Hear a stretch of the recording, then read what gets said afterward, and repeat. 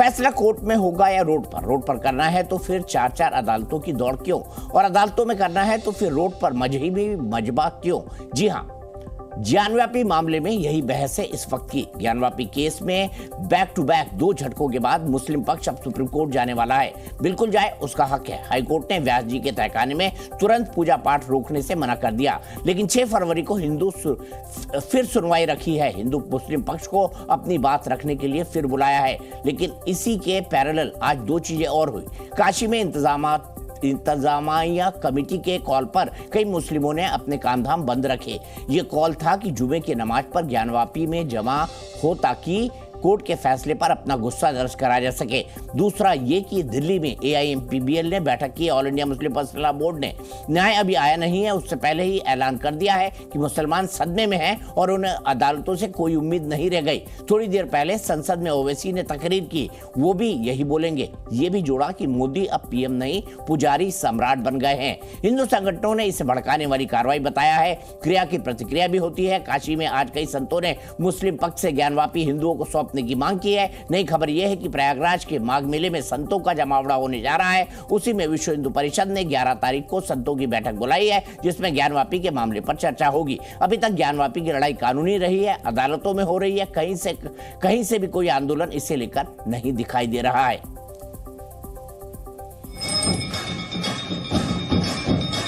अक्सरियत की उसके अंदर दखल रखती है के मुकाबले के अंदर कानून बेकार और बेअसर हो जाएगा। अगर आप आगे बढ़कर के ज्ञानवापी के मंदिर को हिंदुओं को सौंप दें तो यह आपके लिए भी उत्तम रहेगा।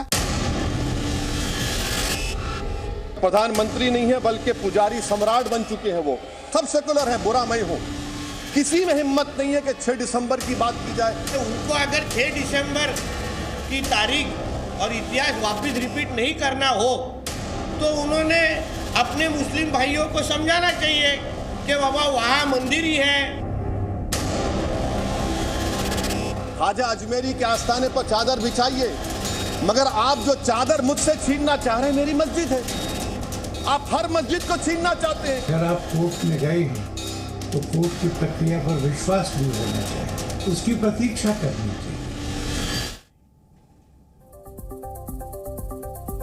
तो ना कोई अपील ना दलील, सीधा फैसला उन्होंने सुना दिया है कि हमारी चादर खींचने की कोशिश हो रही है। दानिश कुरैशी साहब नेता MIM के मेरे साथ हैं, और हरिशंकर जैन साहब जो कई दशकों से इन मामलों की लड़ाई लड़ रहे हैं, वो मेरे साथ है। दानिश कुरैशी साहब, ना कोई अपील ना दलील, अभी तो 3-4 कोर्ट में मामला चल रहा है, तो इतने बेसब्र क्यों रहे हैं ओवैसी साहब?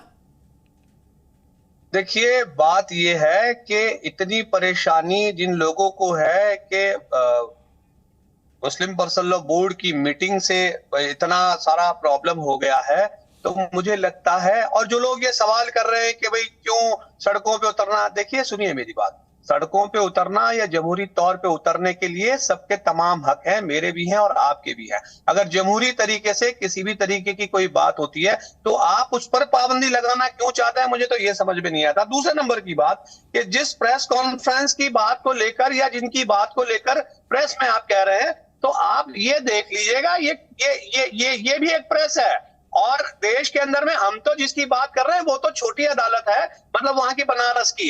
ये तो सुप्रीम कोर्ट के 4 जस्टिस हैं जिन्होंने कहा था कि किस तरीके से वो हो रही है, नाइंसाफी हो रही है वहां पर। तो दिक्कत क्या है आपकी कि अगर चारों जस्टिस ने पूछा था, अब किसी ने सवाल नहीं उठाया था, लेकिन आज ये सवाल उठा रहा है कि आप कोर्ट पे सवाल क्यों उठा रहे हैं। अरे सुप्रीम कोर्ट में भी सवाल हुए हैं, जरा देखिए आप दीपक भाई। तो दिक्कत ये है कि ये जो पूरा मामला है ये धार्मिक मामला था, एक तरफ का वर्ग है और दूसरे तरफ का वर्ग है, और ये बट ऑब्वियस है कि जिस किसी के भी पक्ष में मामला आएगा ऊपर वाला एपीलेट अथॉरिटी में जाएगा।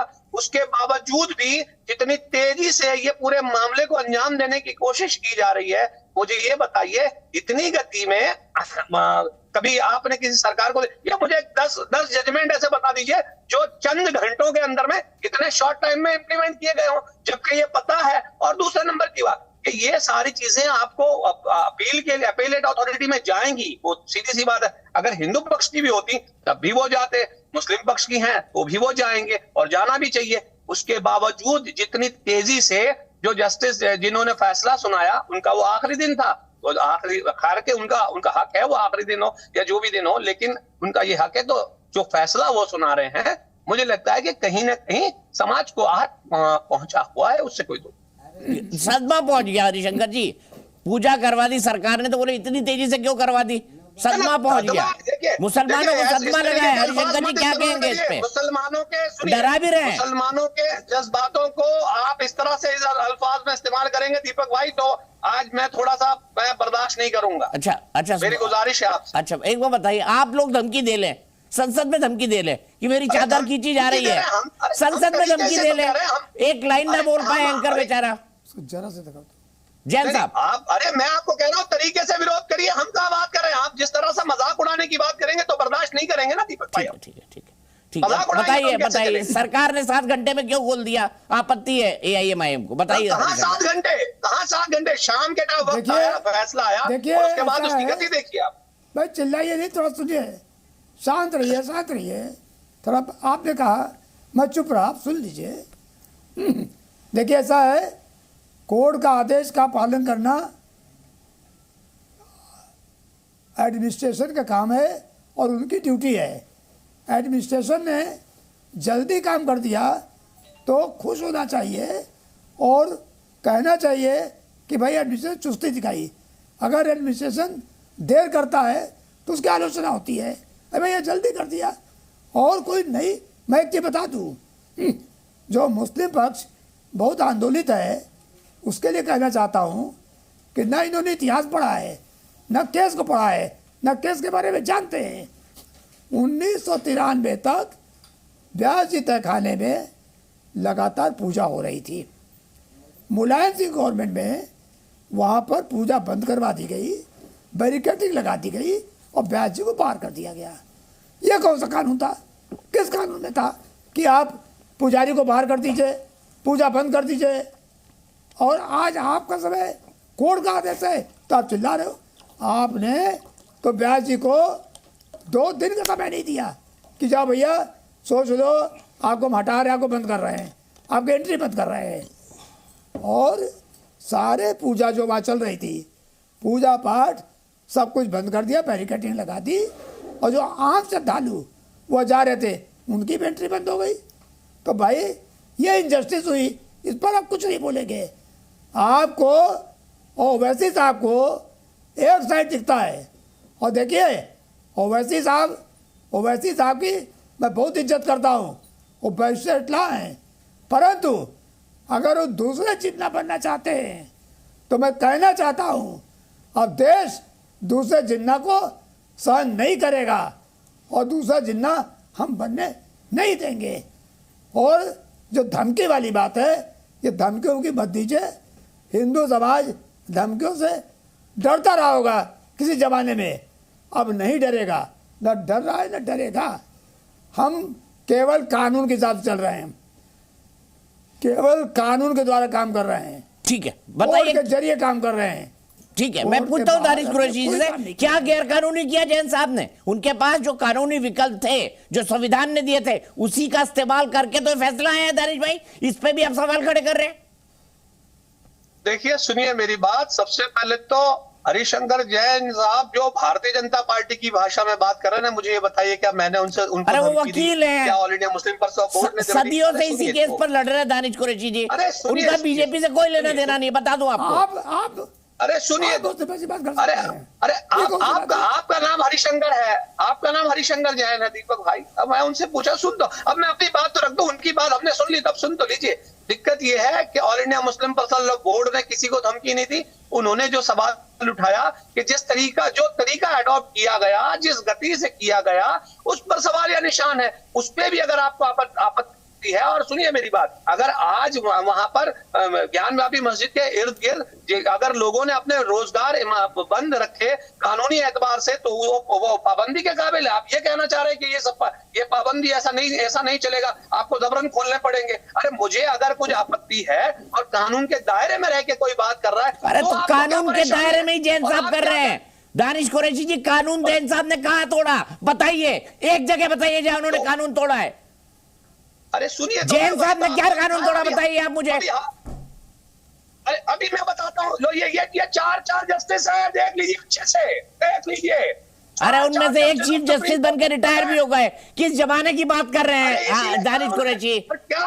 इसका उस केस से क्या संबंध है? इसका उस केस से क्या संबंध है? बात केस से संबंध की नहीं है, बात आपकी है कि अगर सुप्रीम कोर्ट के जस्टिस ये नहीं करते। अच्छा आपके, अच्छा एक बात बताइए, बिल्किस बानो, एक मिनट, बिल्किस बानो पर फैसला आया, बिल्किस बानो के दोषियों को कोर्ट ने फिर सजा दे दी, तो कोर्ट ने गलत किया और उनके दोषियों को सजा मिल गई, क्या ये गलत है? बहुत अच्छा, सुनिए अब जवाब सुनिए। 17 जनवरी के दिन रिसीवर अपॉइंट होता है और 30 के दिन फैसला आ जाता है। बिल्किस बानो पिछले 15 अगस्त से लड़ रही थी। बात करते हैं दानिश कुरैशी जी, आपके हक में है तो ठीक, आपके हक में है तो ठीक, हरिशंकर जैन के हक में है तो गलत। ये कौन सी बात हुई दानिश कुरैशी जी? जैन साहब आपके लिए 1 मिनट, मेरे को क्लोज करना, मेरे पास इतना ही वक्त है दानिश कुरैशी जी। अरे मीठा गप कड़वा तू नहीं करते हैं दानिश कुरैशी जी, ये समाज देख रहा है आपको, ये समाज देख रहा है। हरिशंकर जैन जी आपके कंक्लूडिंग कमेंट।